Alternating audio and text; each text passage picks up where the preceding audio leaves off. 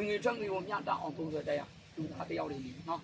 အဲ့လိုမျိုးကိုချင်းတီလာရှိမယ်မလူလားအတဲ့ဦးနာလို့ဟိုပတ်စံလေးကုန်နိုင်တဲ့လောင်ကစားလောက်တာမျိုးတွေလုံးဝမလုပ်ရအောင်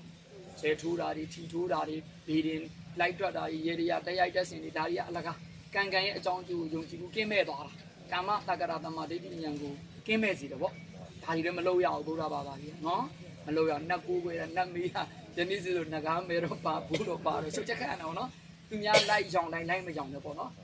ဟုတ်လားအဓိကတော့ဘုန်းကြီးတွေကိုးခွေတာတော့လူလဲဆိုတော့နာမည်ကြီးတယ်ဆိုပြီးတော့လိုက်သွားမနေနဲ့ကားစီကုန်တယ်စီစီကလည်းတက်နေပြီကြောင်လားဘယ်ရပြန်တာဘာညာဦးကနွားဥတိုက်ခွေးဥတိုက်နဂါဥတိုက်စသည်ဖြင့်ဘာမှအဲ့ဒါတွေဟိုအမျိုးမျိုးလုံးပါပဲဟိုပေါ့ဟိုသာသနာတော်ကိုမချစ်ဘူးလက်လာပါလူချင်းနဲ့ဂုံလူချင်းတော့နာမည်ကြီးအောင်မျိုးမျိုးလုံးကြမှာပဲကြောင်လားလူချင်းကြီးအောင်လုံးကြမှာအဲ့ဒါကိုမိမိတို့လူသားတွေကနားမလဲပါမလဲနဲ့ကိုယုံယုံတယုံယုံလိုက်လုံးနေမယ်ဆိုရင်သူ့အတွက်လည်းမကောင်းဘူး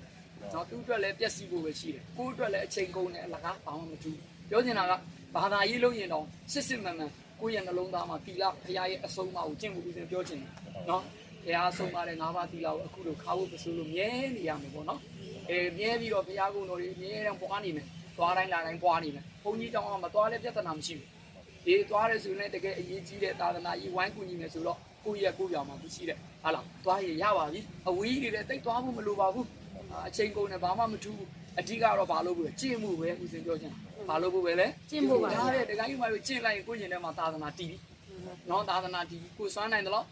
တီးတက်တာလေးကိုတငယ်ချင်းတွေဆွဲခေါ်မယ်ကိုမဟောနိုင်ရင်ကိုဆရာသမားတွေရှိတယ်ဆိုရင်ခေါ်လာပြီးတော့တရားတော်တွေနာယူခိုင်းမယ်ဩဝါဒတွေခံယူခိုင်းတယ်ဒီလိုပုံစံမျိုးလေးတွေပေါ့နော်စာအုပ်ကောင်းလေးတွေ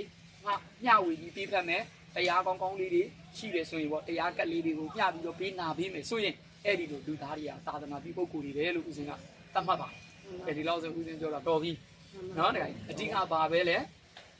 တစ်ချက်ပြောလိုက်တယ်အဓိကဘာလဲကိုယ်တိုင်ကျင့်ဖို့ပဲလိုပါတယ်ဗျာအဲ့ဒါမိတ်ပိုက်ပဲလက်တွေ့မကျင့်သေးဒီသာသနာကြိုက်တယ်လို့ဟောကြိုက်တယ်လို့ပြောအလကားပဲလို့မှတ်လိုက်နော်ဒါကြောင့်ဘုန်းကြီးပြည့်စီလူပြည့်စီလက်တွေ့ကိုတိုင်ဖရားရဲ့အဆုံးအမကိုလိုက်နာကျင့်သုံးမယ်ဆိုရင်ဒီသာသနာဘယ်တော့မှမကွယ်ဘူးတခါကြီးတို့မှမှန်ပါပါအားလုံးကျမ်းပါပါစေချမ်းသာပါစေနော်